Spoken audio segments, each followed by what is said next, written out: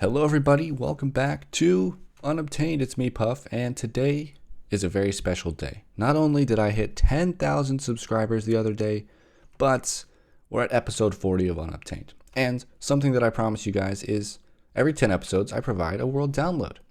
And because I reached 10,000 subscribers, we're going to do a bit of a tour to get everyone updated so that you guys can just start from episode 40 rather than having to watch all those previous episodes. Unless, well, you want to. I mean, that would be just beautiful, right? I get extra views, so I mean, you get to see the process. It's a win-win-win.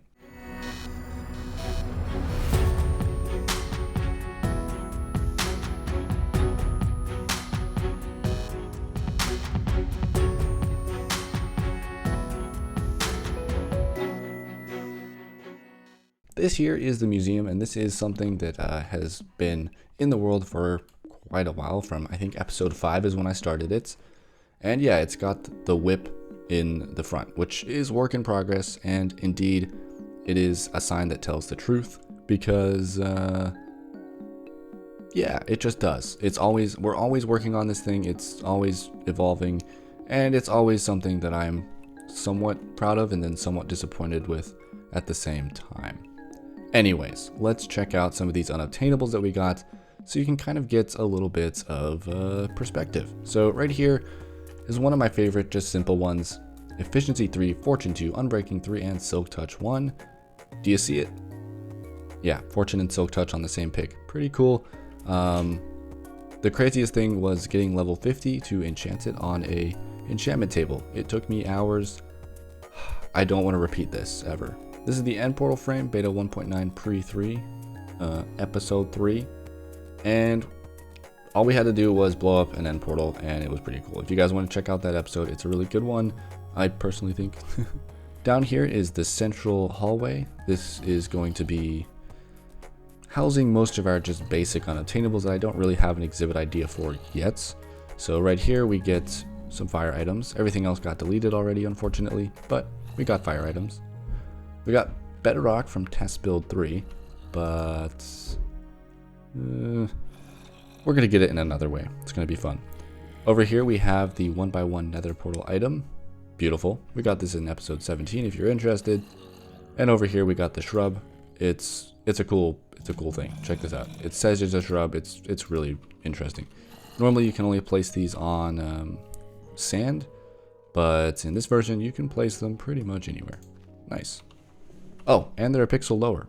Next, we're going to move on to the depths, the basement of the museum, where we keep the spawner that I obtained all on my own with a Silk Touch pickaxe.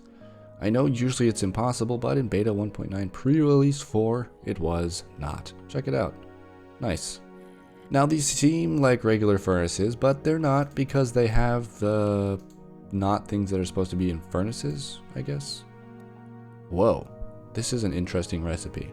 Alright, and then over here we have some cool armor stuff. This is Phantom Enchanted gear, so it's enchanted, right? Looks enchanted, but it doesn't really have any enchantments on it, which is kind of weird. But hey, they're kind of cool, you know, if you ever just want to be like, I look enchanted, but I'm actually not. There you go, you can do that. So back here to the central hallway of the museum, where it leads to nowhere, we have the spawner minecart, which we can turn on and watch go back and forth. Pretty cool way to get a cool thing. And over here we have Fool's Coal. It's pretty interesting because when you look at this with your F3 and H on, wow, just kind of weird. Dun dun dun dun. Anyways, pretty cool. These are all removed NBT items, and this has very special NBT. Very cool. April Fools, maybe? Alright. Over here we have enchanted items from 12W49A, where you could enchant items with anything on the anvil. So we kind of did some memeing, and yeah, it's pretty cool. Alright, so over here we have stacked horse armor. I haven't named this yet, which is my mistake, but it'll happen. We got a 2.0 mob with no items in his hand, which is quite interesting. We have the Shovel Knight, so a guy with a shovel. This is unobtainable. These are technically obtainable, but I got some when it was Halloween, so pretty cool. And then over here is some more April Fool shenanigans. We got wool-headed mobs. Check out these guys. They all have wool head on. They're just got really woolly heads, I guess, you know. And some of them have battle signs. Oh my goodness. Speaking of battle signs, let's go over here. Dun dun dun dun. To this guy. He's defending his honor. But yeah, that's what they look like. Battle signs. They have these cool things. This is the best one I got. It was so close to being perfect, but not quite. Yeah, check these out. Pretty cool. They do a lot of damage. They're pretty amazing. And then over here, we have nameless spawn eggs. Yeah? We have regular spawn eggs. And we have enchanted spawn eggs. We've done some cool stuff with these. Alright guys, welcome to the jacuzzi of my base. It's kind of cold, it's a little bit dangerous, and it's got skeletons that fight each other to watch. It's a great show. It's a really great show. Anyways.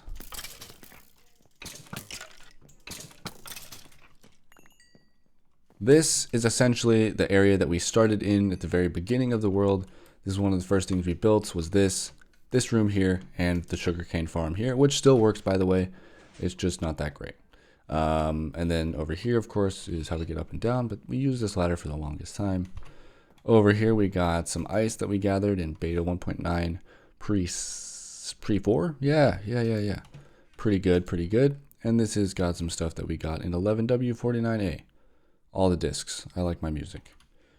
And then over here, we have some stairs that lead to nowhere because I didn't know what to do. We got some furnaces that I used to use to cook food, but no longer use. And over here we have a pathway that leads to the second ravine, which has a broken enchantment room with a creeper in it, some storage for enchanted books over here, and a nice little area over here that goes upstairs. But we're not going to do that yet because we got creepers to fight. Yeah, just like that. So over here goes back into the main ravine where I added in a furnace, or a super smelter rather. And you can just load stuff up in here and send stuff off and do all the cool fun things that you need to do. We have greenery here, which just makes it look overgrown and beautiful. And then if we go up the stairs here, we run into what I call a sheep farm. That's pretty cool. It's actually functional. You can do this. You can send all the wool to the middle, and it uses water to do so. Then if we go down the ladder here, we're entering the bottom of the second ravine, where we have a slime spawner thing, a slime chunk here at the very bottom. The items are supposed to come up to here, but they don't because the elevator doesn't work. And the items probably get destroyed by the cactus down there. So we'll figure out a different way to do it anyways. However, if we move on this way, we can see that I have a bit of a mine set up over here where I get all my resources from. And yes, it's a ravine, so I still have falling creepers. Very unfortunate. Anyways, going back up the ladder, we're going to go to the main section of the base where I spent most of my time in the world. And that is if we go up the stairs this way. So yes, this is a cool view. This is what you're seeing on the thumbnail. Over here is the main base. Dun dun dun dun. Beautiful. It's got experiments. It's got waterfalls. It's got more waterfalls. It's got an elevator. It's got horses. It's got donkeys, and it's got a sugarcane and a cactus farm that for some reason have cactus that ignore stuff it's near. Weird. So over here is one of the cool things I like to show off whenever I'm at my base. It's a pig spawner. Pigs spawn, they walk around, and they fall through here into the water, get pushed into some lava, and they provide me with this wonderful stuff right here. Yeah.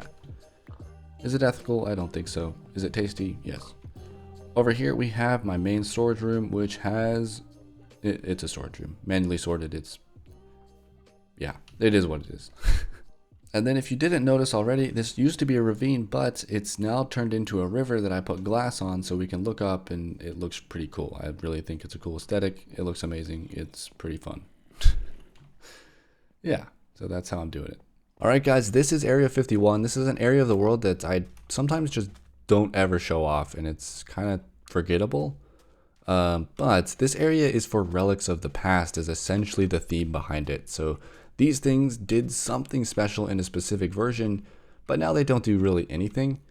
Like, I mean, if you're looking at this, you're like, what the heck is this thing supposed to do? Yeah, and I know, it's crazy. But at one point, you could place pumpkins here, and it would create a bunch of iron golems, like over and over and over with the same iron blocks, and you get a bunch of iron that way. And the next thing is block transmutation, which was done with water. And this was a pretty cool concept because you could take the data value of something and change it before those data values even existed in the game. So you could get jungle planks before jungle planks were a thing. It's pretty cool. Of course, it does not work anymore. It was a bug back in 1.2, and we built this machine here to do it. This one does it automatically, but it has a very small range of the data values it can do. And then behind it, we built this fenced in area that can do all the data values. And this is how we were able to get all sorts of different interesting things like 6-sided logs, funny logs, and different colored wool from white wool and all that stuff, because it changes the data value. As you can see, we got the 6-sided logs up here, which eventually become obtainable normally, but right now they're actually not obtainable any other way than doing this. So that's pretty cool. Yeah, so cool.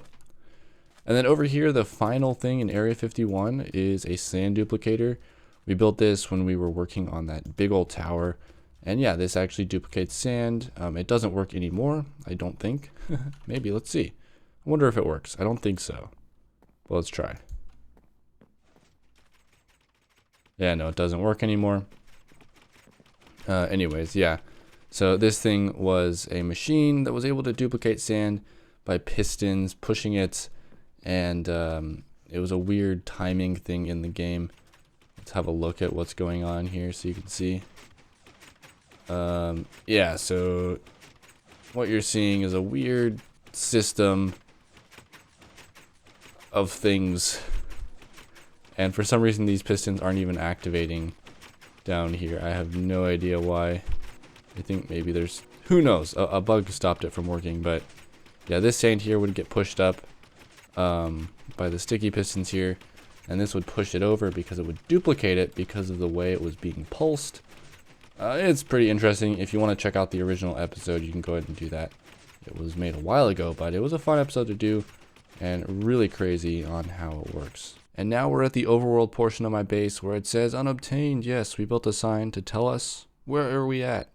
Unobtained, yay. So yeah, I think this sign's pretty cool. Eventually I'd like to bling out the sign with gold or something, but who knows. I'd like to decorate the hill. In fact, this whole area is so unfinished. It needs so much work. But yeah. What? Oh my goodness, guys. That's right. I decided to make myself a little bit of a 10K celebration sign in my world. And I like it a lot. It's pretty cool. 10K. Wow. You guys are amazing. Just want to say that right now. Thanks for sticking with me these past 5 years of my channel. And here's to the next 5 years. Oh yeah. All right. So 10K, that's pretty huge deal to me. I kind of never thought it would happen, but you know, also at the same time I was like, yeah, it's gonna happen. So yeah, I'm really happy to have 10,000 subscribers. Those of you that are watching my video right now, thank you, thank you, thank you. I am trying to get more consistent again. I am sorry I've been a little bit slack lately, but I promise I'm coming back, guys. So yeah, 10K. But yeah, this area here that we're in, I have a few plans for, but it's coming to the end of the area in my opinion. So a little secret plan I've been kind of concocting, you know, in the background of the world is, well, multiple areas that we spend a good amount of time in. So this area here has been the first portion of the world, and it's not very finished. I mean, it's not very polished at all. But I've decided what I want to do is I want to have a few different sections for each era of the game. And so I think 1.7 is kind of the end of an era in a lot of ways. And so I'd like this area to be completed probably by the end of 1.8. And then in 1.9, we're going to start a new area. And I've already picked out the area. So yeah, pretty exciting. But this area needs a lot of work and a lot of decoration and a lot of tidying up to be completely finished for the next area to start. Although the area is not fully finished, we do have some really cool areas that I can show off. So this area is one of the most recent things or additions to the base, and it's got the Minecraft discontinued features logo in pixel art with, of course, my skills in building it. But yeah, I think that looks pretty cool, and this is kind of the picture behind the mob drop for the mob farm that's in here. And you know, the room is just looking beautiful. I love this room. I think it just is really awesome. This tunnel I've been working on to make it more nice, I guess. And so this takes us basically to the nether portal room. This is where the nether portal is for the world. I like it a lot. This works great. And yeah, what else is there to say except it also connects up to a piston bolt that goes to the museum. It's like a great connections room.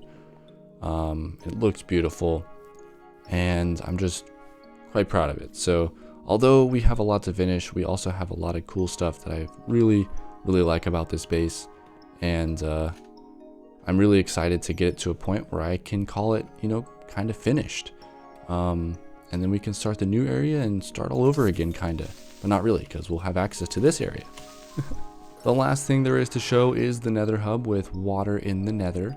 Of course, it's something you have to do if you have an unobtained world. And yeah, that's right, guys. The end of the tour. So a new tradition I'm starting is talking about some topic that I find interesting, or asking a question of you guys, or answering a question you guys have asked. And so this time I have two. I know, pretty crazy. I have a question for you, and I'm answering a question from you. So first, what's the question I'm answering? Well, I've seen commonly recently, why did I start Unobtained, or like what was the motivation behind it, how did I come up with the idea, and all that stuff. So basically, I really wanted to play old Minecraft because I'd been watching Ethos Labs like original season 2 of his Let's Play, and watching like the first 100 episodes was like super motivating to me because it was really cool to see the old game, and I was like, I don't think I've seen modern content about this in a long time. And so I was like, maybe I should do that. And I started. So yeah, and Unobtained was a fancy gimmick that made it so I could play the old versions while still competing in the modern YouTube market, which, although is just always evolving and is hard to keep up with, I'll be honest. Anyways, that was kind of the motivation behind it. And you know, just starting it and having a lot of fun with it was what made me keep going, and the fact that it was received pretty well even from the very beginning. Now, my question for you guys, this is the important one, right? I know a lot of my fans actually like Unobtained because they themselves have their own Unobtained worlds, and I don't know, I'm kind of curious. I want to see pictures of your guys' worlds. I want to know what you guys are up to in your own Unobtained worlds, and if you haven't started one, but you want to start one, go ahead and start one and send me a screenshot in my Discord. My Discord is very dead right now, but maybe with some screenshotage happening, I can bring it back, right? So yeah, if you guys have Unobtained worlds yourself and you want to share it, I would love to see your guys' worlds. It would mean the world to me, and I might even start copying you guys. Whoa! But not like that. Just a little bit. All right, thank you guys for watching. I really appreciate all 10,000 of you guys. It's really crazy to think about, and until next time, I'll see you later. Bye.